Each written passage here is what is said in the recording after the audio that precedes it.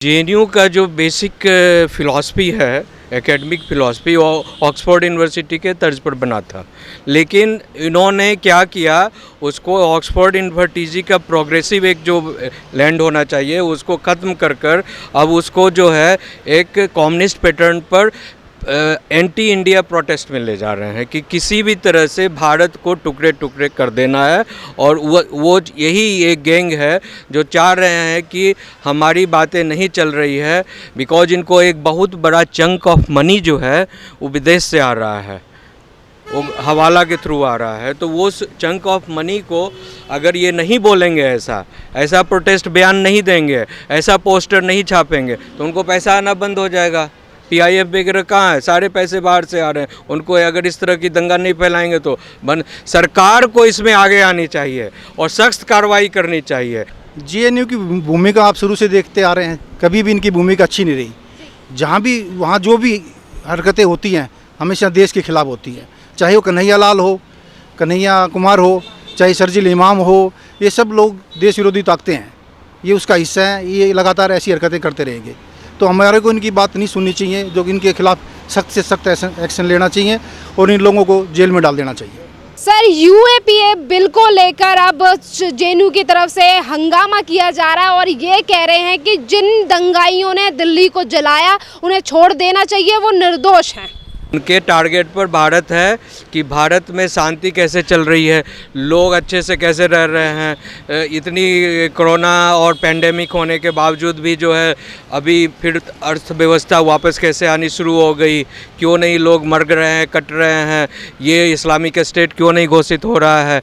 तो इन तमाम जो एक चक्रव्यूह है उस चक्रव्यूह में उलझा कर रखना चाहते हैं और जो गलत लोग हैं, जो रॉन्ग डूअर्स हैं देश के, उनको ये लोग इस तरह की बयानबाजी देकर एनकरेज करना चाहते हैं। और जो यहाँ जो विपक्ष पार्टी जो केंद्र में है, हाँ, वो लोग भी इनको साथ दे रहे हैं और उनका यही कथन है इनसाइड दैट जब तक इंडिया डिस्टर्ब रहेगा आउटस्कर्ट्स में लेकर और इस तरह की चीज़ों को लेकर, भारत ठीक से काम नहीं करेगा।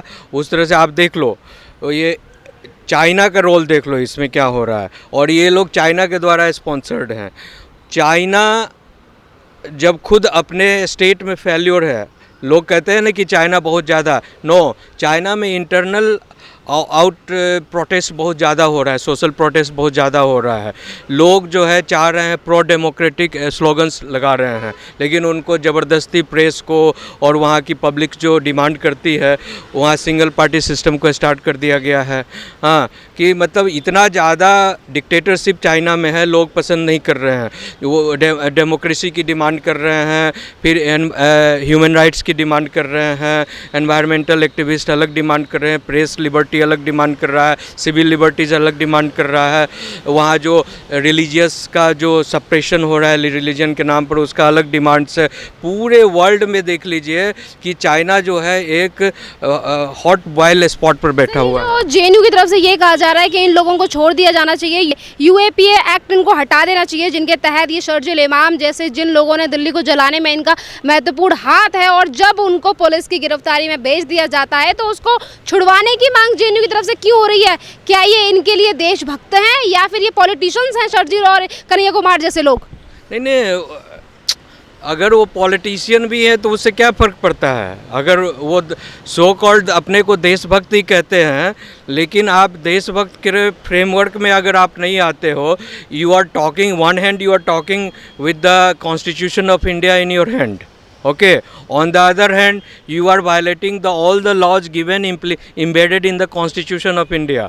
तो मुझे ये बताइए कि एक तरफ एक हाथ में आप संविधान रखे हो, दूसरी हाथ में आप जो है तिरंगा झंडा लेकर घूम रहे हो और कह रहे हो कि भैया हम तो देश की हिफाजत के लिए हैं, देश की भलाई के लिए हैं, और in reality at the ground level आप देश के खिलाफ काम कर रहे हो। देश की जितनी भी एक थ्रेड्स है जिससे देश बनता है, आगे बढ़ता है, उन तमाम थ्रेड्स को आप तोड़ना चाहते हो।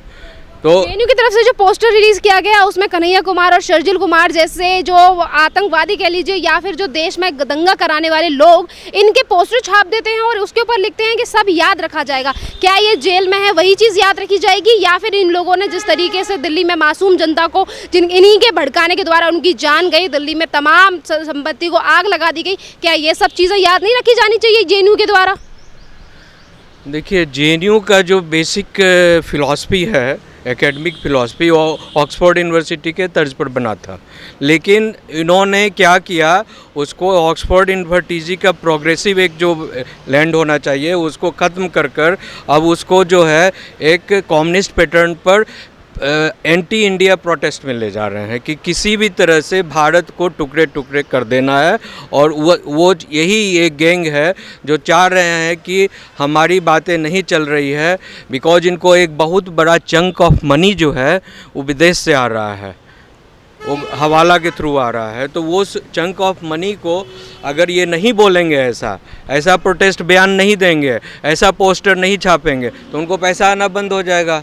PIF वगैरह कहाँ है, सारे पैसे बाहर से आ रहे हैं। उनको अगर इस तरह की दंगा नहीं फैलाएंगे तो सरकार को इसमें आगे आनी चाहिए और सख्त कार्रवाई करनी चाहिए। अगर जो भी, बिकॉज संविधान में एक धारा है 124A जो देश हित के खिलाफ कोई भी बोलता है या कोई काम करता है, एक्शन और राइटिंग एनीथिंग, उसके खिलाफ इमीडिएट एक्शन लेने की प्रावधान है उसमें, article 124A constitution of India में।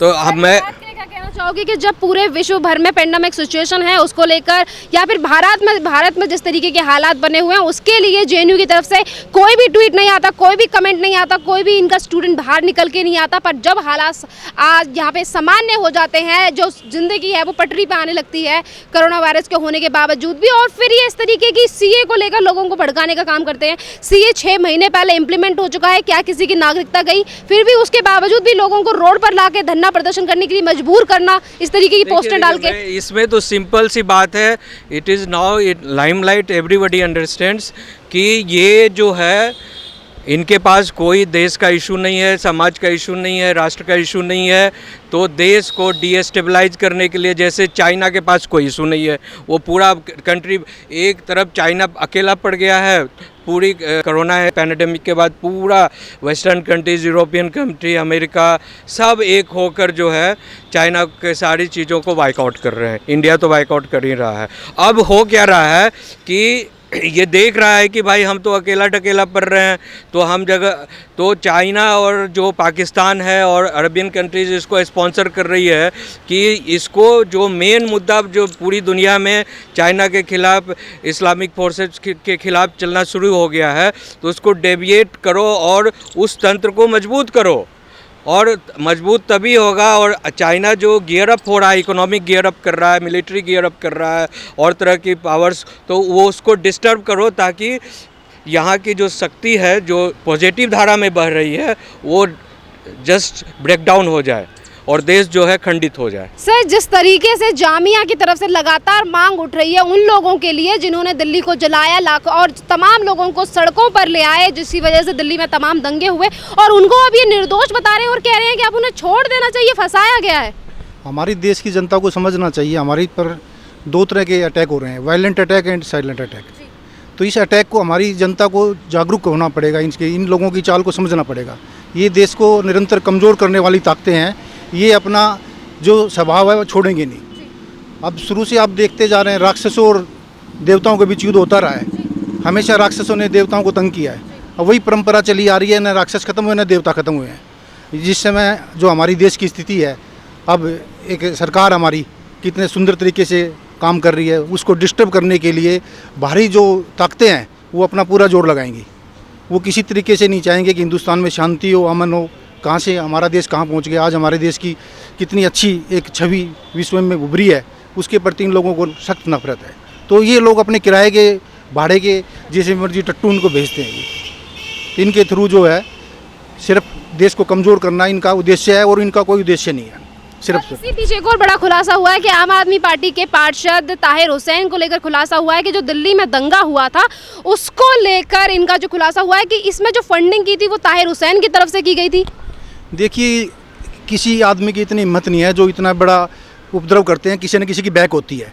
तो ये जो पार्षद हैं आम आदमी के, ये जो एमएलए हैं अमनतुल्ला खान, ये उनकी बैक है। ताहिर हुसैन, ये उनकी बैक है। क्योंकि किसी भी काम को करने के लिए बल धन की जरूरत होती है, तो बल धन उपलब्ध कराने के लिए ये महाबली हैं। इनका उद्देश्य यही है भी तुम हमारे से सुविधाएं लो और देश में जो नुकसान कर सकते हो करो। इन लोगों ने कभी नहीं समझा ये संपत्ति हमारी है। क्या आपने घर में कोई आग लगाता है क्या? अपना घर को इन्होंने कभी समझा ही नहीं भारत को। इन लोगों ने कभी भारत के प्रति कोई प्रेम इनके मन में है ही नहीं। इनको जितना मर्जी तुम प्यार कर लो, जितनी मर्जी सुविधाएं दे दो, जितना मर्जी इन लोगों को तुम आगे बढ़ाने की कोशिश करो, लेकिन इन लोगों का एक ही उद्देश्य है, हम इस देश को कैसे जेएनयू की तरफ से पोस्टर रिलीज किया जाता है और उस पर लिखा जाता है यूपीए के तहत जितने भी ये जो जिन्होंने दिल्ली में दंगे में आग लगाई, लोगों को बरगलाया, अगर वो आज जेल में है तो उसको लेकर जेएनयू की तरफ से ट्वीट किया जा रहा है कि यूएपीए हटाओ और जो निर्दोष हमारे जो पॉलिटिशियंस हैं जो गलती से जेल में बंद कर दिए गए उन्हें हटाइए और सब याद रखा जाएगा हैशटैग के साथ उन्होंने डाला। सर, क्या याद रखने की बातें कर रहे हैं कि दिल्ली को किस तरीके से जलाया, किस तरीके से अंकित शर्मा की जान गई, क्या क्या याद करने की बात कर रहे हैं ये? जेएनयू की भूमिका आप शुरू से देखते आ रहे हैं, कभी भी इनकी भूमिका अच्छी नहीं रही। जहाँ भी वहाँ जो भी हरकतें होती हैं हमेशा देश के खिलाफ होती है, चाहे वो कन्हैया लाल हो, कन्हैया कुमार हो, चाहे शर्जील इमाम हो, ये सब लोग देश विरोधी ताकतें हैं, ये उसका हिस्सा है। ये लगातार ऐसी हरकतें करते रहेंगे, तो हमारे को इनकी बात नहीं सुननी चाहिए। जो इनके खिलाफ सख्त से सख्त एक्शन लेना चाहिए और इन लोगों को जेल में डाल देना चाहिए। जो अब जैसे कि अब पेंडेमिक सिचुएशन है उसके बावजूद भी ये लोग कह रहे हैं कि सड़कों पर निकलो, सरकार नहीं छोड़ेगी उन्हें निकालवाने के लिए लोगों को फिर से बरगलाया जा रहा है। इन लोगों के साथ क्या करना चाहिए? क्या इन्हें ये रास नहीं आ रहा है कि आधे जेल में और आधे बाहर हैं? क्या ये भी जाना चाहते हैं? हमारी देश की जनता पुलिस के भरोसे ना रहे, हर आदमी को पुलिस बनना पड़ेगा। इन लोगों को जनता इतनी जागरूक हो जाए कि पुलिस के बिना ही हम इन लोगों के एक अच्छी शक्तियाँ हैं वो भी संगठित हो गए। उनका काम घर में बैठना नहीं चाहिए, उनको बाहर निकलना चाहिए। इन दुष्टों को जो है सामना करने के लिए एकजुट होना पड़ेगा। हम सोचते हैं भी आज पड़ोसी का नंबर, अगला नंबर हमारा भी आने वाला है, तो इसलिए हम अच्छे लोग एकजुट होकर इन दुष्टों का साथ संघर्ष करें, इनको भगाएं। धन्यवाद सर। सर, आप अगर एक तरफ जेएनयू की तरफ से देश को तोड़ने की बात की जाती है तो दूसरी तरफ चाइना की जो सेना है वो बॉर्डर पे खड़ी है और वहाँ से इस तरीके की धमकी मिलती है कभी कभार कि वहाँ के भी जो प्रेसिडेंट है शी जिनपिंग कहते हैं कि हमारी सेना को तैयार रहना चाहिए। पर यहाँ पे सबसे बड़ी देखने वाली बात ये है कि जो भी ताकतें भारत को तोड़ने की बात करती हैं उसका सपोर्ट हमेशा कांग्रेस क्यों करती है?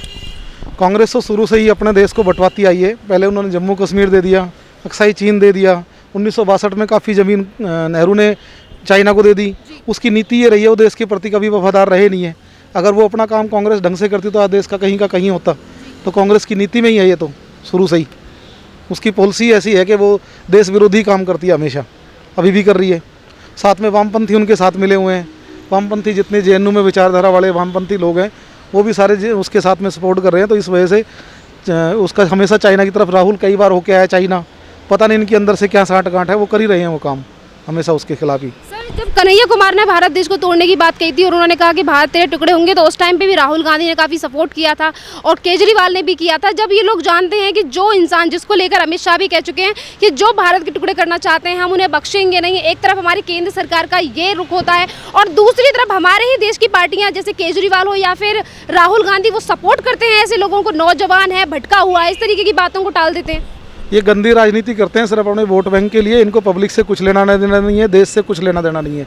इनकी पॉलिटिक्स सिर्फ और सिर्फ अपनी वोट बैंक के लिए है, जो कि घातक है और डे बाय डे इनको डाउन करती जा रही है। कांग्रेस का वजूद धीरे धीरे देश में खत्म हो रहा है। इनकी यही हरकतें रही तो और धीरे धीरे बिल्कुल ख़त्म हो जाएगा।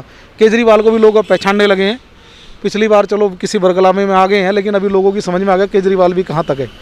तो इन लोगों का सीधा सीधा वोट बैंक की राजनीति है ये। इनको देश से कोई प्यार नहीं। जो बीजेपी करेगी, जो उसके खिलाफ होगा वो ये करेंगे सारे लोग। यूएपीए के तहत वो उसके ताहिर हुसैन पे भी एफआईआर दर्ज हुई थी और उनके तहत ही उन पे केस चल रहे हैं सर यूपीए के तहत।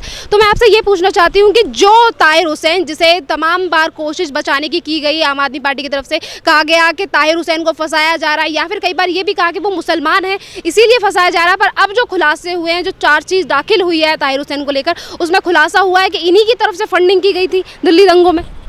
हाँ, ऐसा ही आ रहा है। सारी जितनी एजेंसियां हैं उन्होंने रिपोर्ट में तो यही दिया है कि इनकी तरफ से फंडिंग हुई है।